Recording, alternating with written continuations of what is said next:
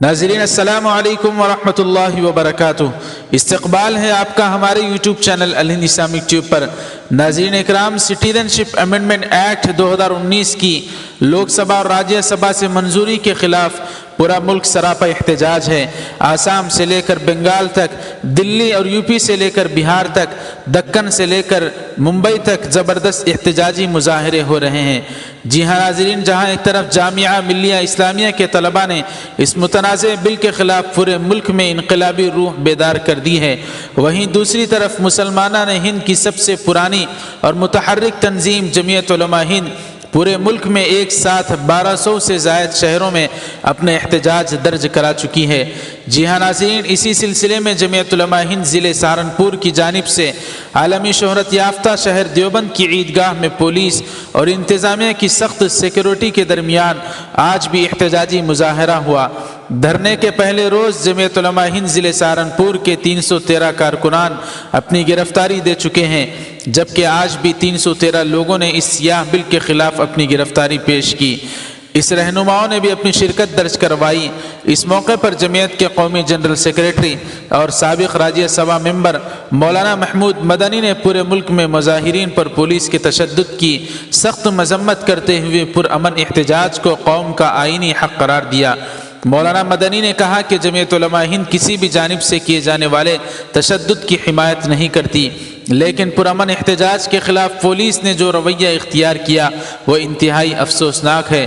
مولانا محمود مدنی نے اعلان کیا کہ دیوبند میں ہونے والے احتجاجی پروگرام کے لیے اگر انتظامیہ کوئی رکاوٹ کھڑی کرتی ہے تو جمعیت کے جیالے سہارنپور شہر میں کلکٹریٹ کے سامنے دھرنا دیں گے اور گرفتاری پیش کریں گے۔ ناظرین، مولانا محمود مدنی نے کہا کہ شہریت ترمیمی قانون کے نام پر حکومت کسی ایک قوم کو نشانہ بنائے، یہ کسی قیمت پر منظور نہیں ہے۔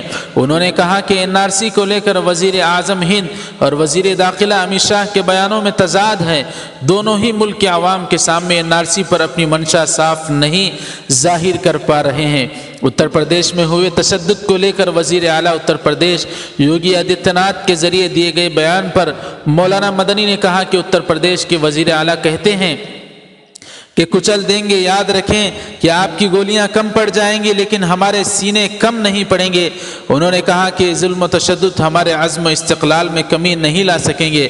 انہوں نے کہا کہ CAA کے خلاف دیوبند ہی میں نہیں بلکہ جمعیت ہر شہر میں گرفتاریاں دے گی، اور یہ سلسلہ تب تک جاری رہے گا جب تک یہ کالا قانون واپس نہیں ہو جاتا۔